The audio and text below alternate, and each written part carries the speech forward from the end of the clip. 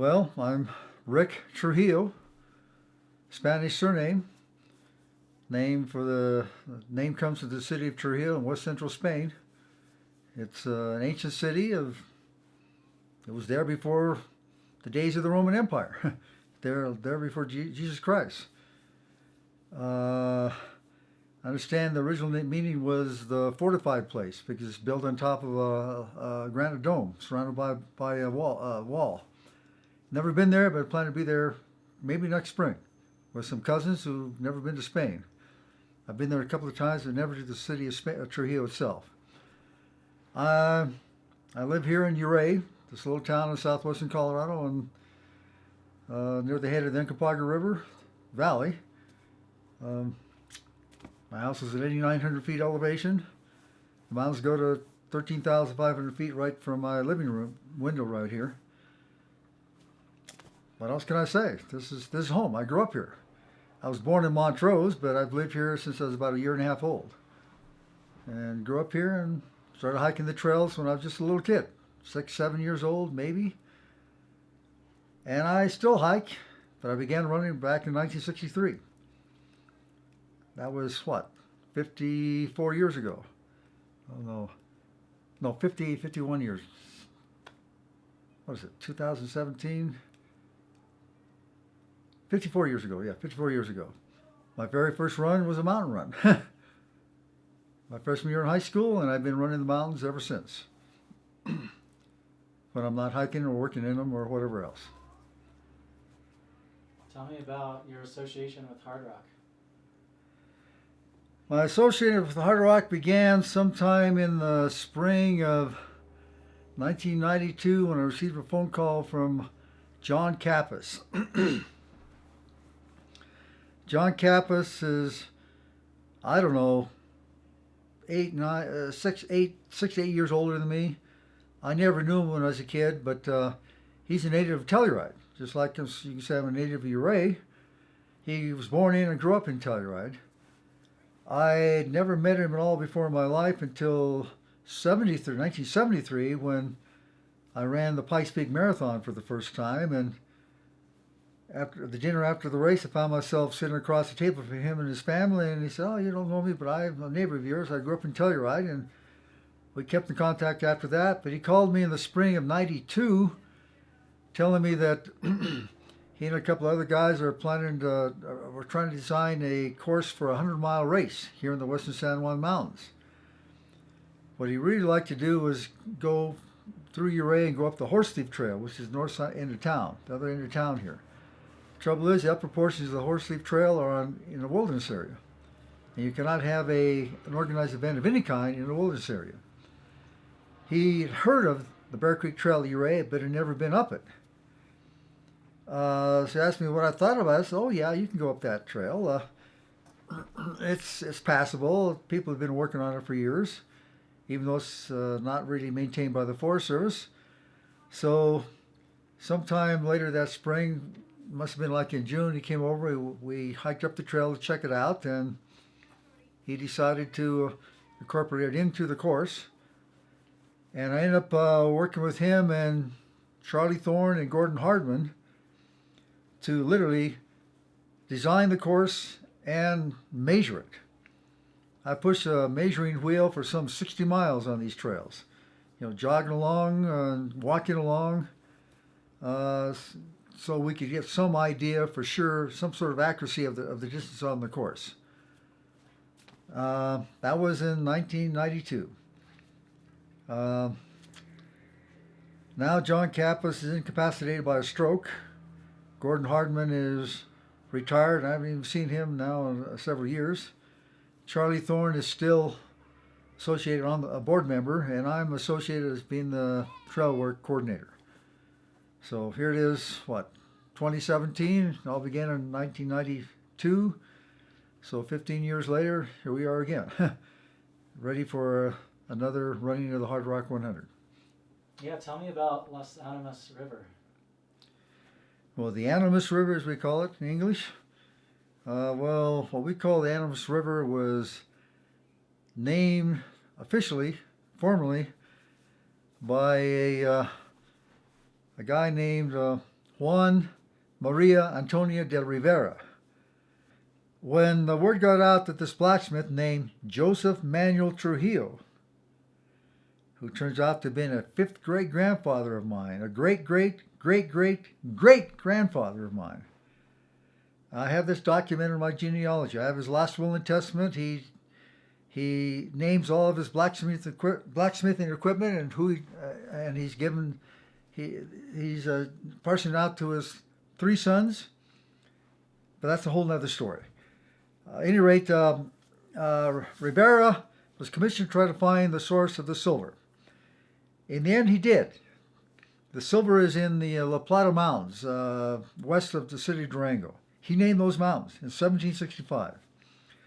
But along the way, this was all unknown territory at the time.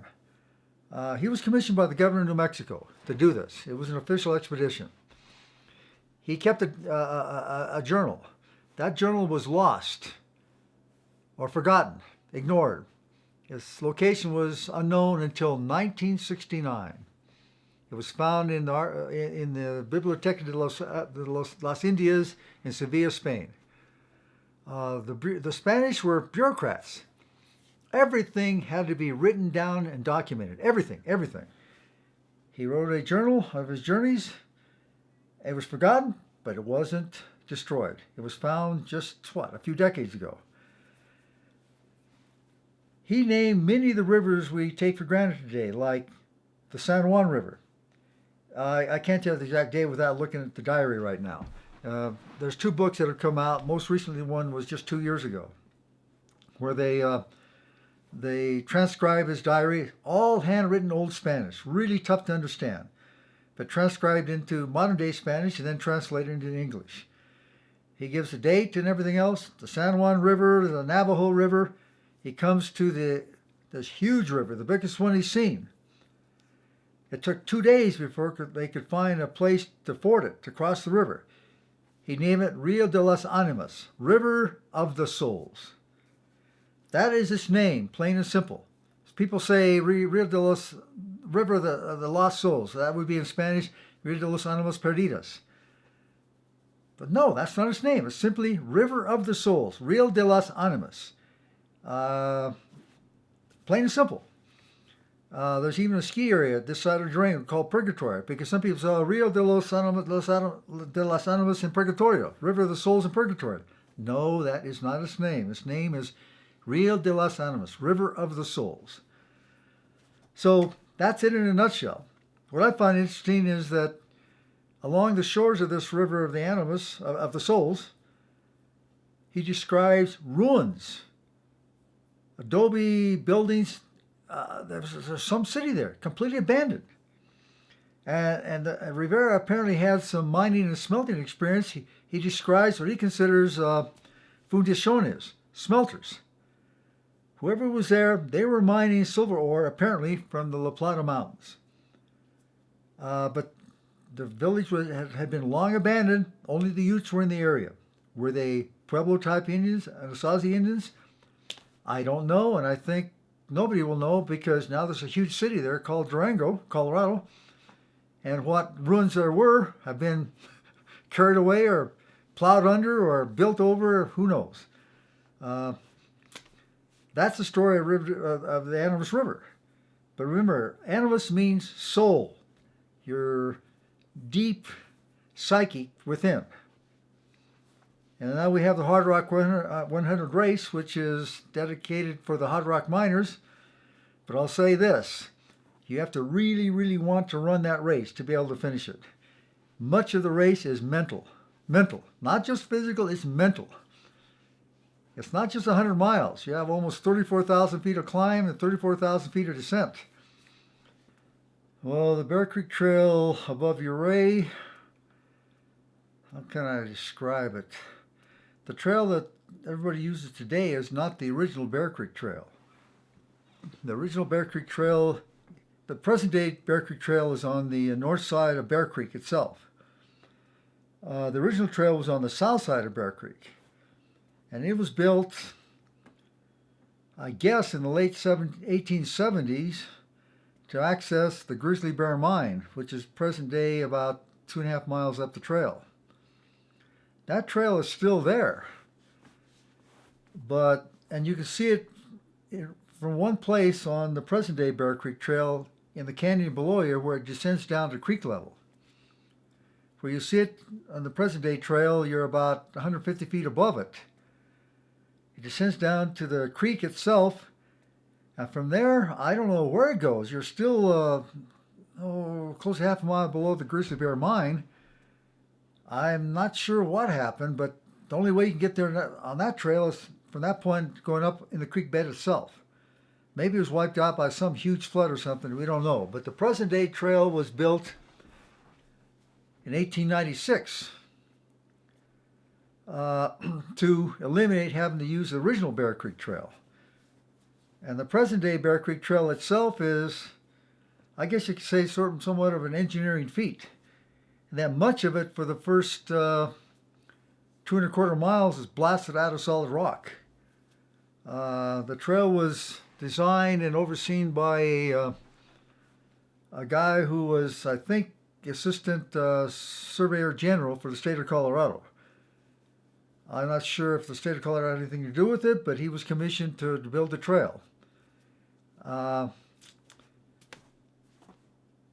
So that's all I can tell you about the trail itself, except that the Grizzly Bear Mine operated from the 1876 till sometime in the 1920s when it shut down.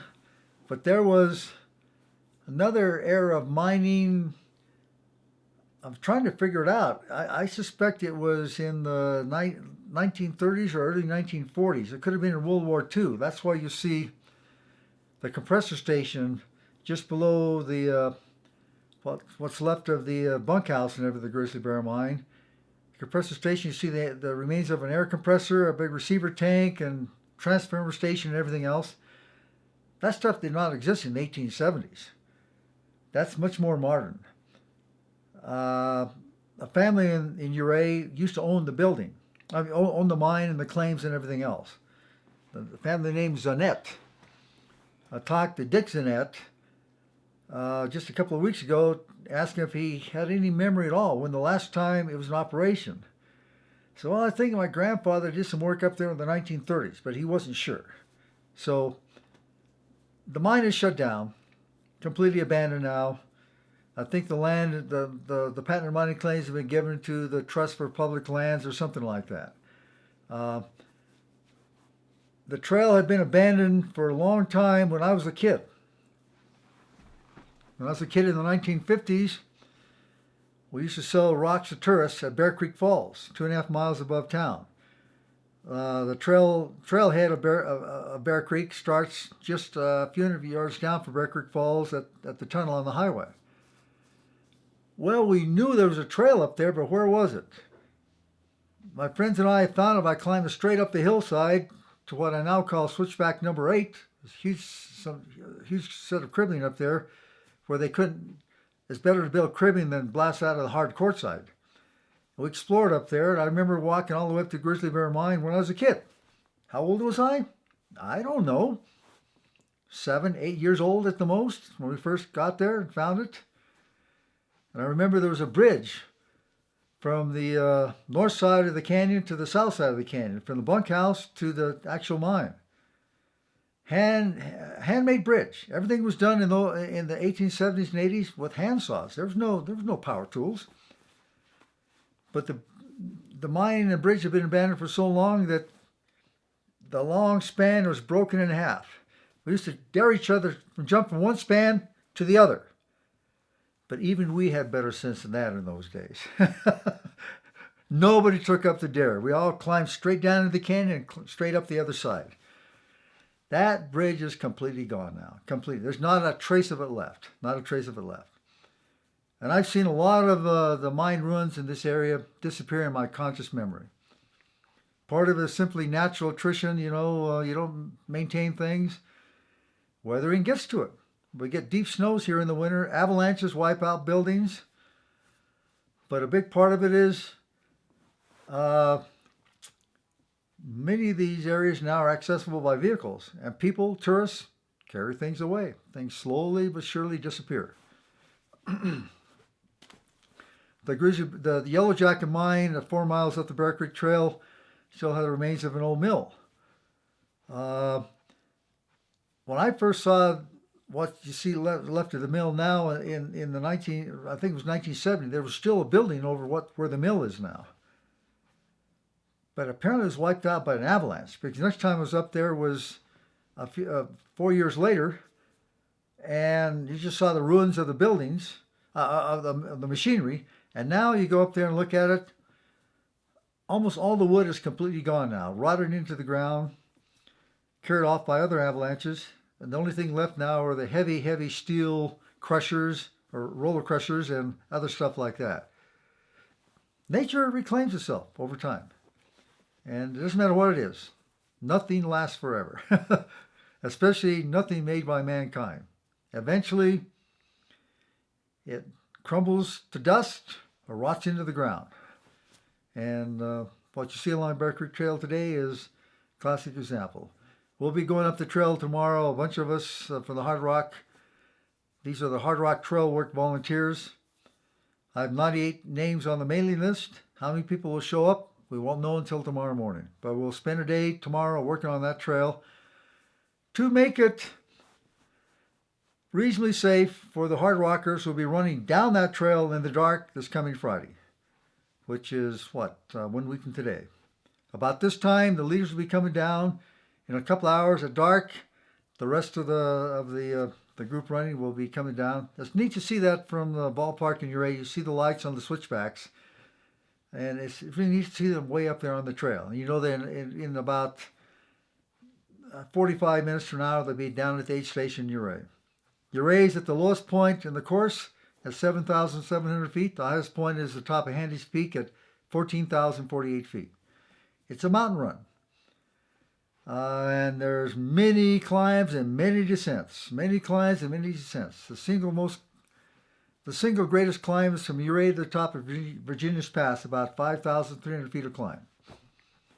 Then you drop at 4,600 feet into Telluride. Yeah, that was a long walk up last year. Yeah. And Liberty Bell Basin, boy, come up there from Telluride, it's always hot. And there's flies, biting flies as I recall, on that route. They didn't get me last year, they got me today. Oh, interesting. Well, this year is run counterclockwise, so most of the runners will be going down over Virginia's Pass in the dark. Except for the stragglers who will be going over in the day. Actually, in the evening of the second day. That's right. It's 48 hours. How they get through the second night, I don't know. I did it in 30 hours, my fastest, and one night is enough. I tend to hallucinate about 2 o'clock to 4 o'clock in the morning till the first hint of dawn. Then I suddenly alert again. But I do hallucinate, see things that are not there. Tell me about the soul that hard rock runners have and what it was like for you. Well, I began running, like I said, way back in 1963, but I never gave any thought to running 100 miles. I ran in high school and college, and I continued running in the 70s on the old informal Colorado Track Club. But the longest I ever did was a marathon. That seemed plenty long. When I found myself involved in the Hardrock 100, well, I just knew I had to run the thing. This is 1992. I entered the first race in 1992. But there's a difference between running normal distances, even up to a marathon, and running ultra marathons. Ultra marathon running is completely different than shorter running. In that you do have to eat and drink along the way. And I'd never done that in my runs. I'm used to running from step one to the end and get it over and done with. I tried to do that in 1992. I got halfway and that was it. I got to the Engineer Pass aid station, sat down, and I could not get up. When I finally was able to get out of that chair, I couldn't even walk. I literally crawled that half mile or so from that aid station up to the road at 13,000 feet on an injured pass. Meanwhile, they radioed ahead, and a friend of mine from Silverland came to pick me up, but he had to pick me up and put me in his truck. I couldn't walk. My legs refused to function. We got into Silverland. He had to carry me into his house and put me in the shower. My legs would not work. They were absolutely shot. I'd never experienced that in my life. But I knew I had to do it. So the next year I did it again. This time, the first year was run clockwise. The next year was run counterclockwise. I arrived in Telluride in the early morning, about 76 miles into the run. And I'd noticed going down into Telluride from Virginia's Pass, I was having trouble at times with my stride. My knees felt kind of stiff or something like that, but I wasn't paying attention. I was just watching the footing and everything else.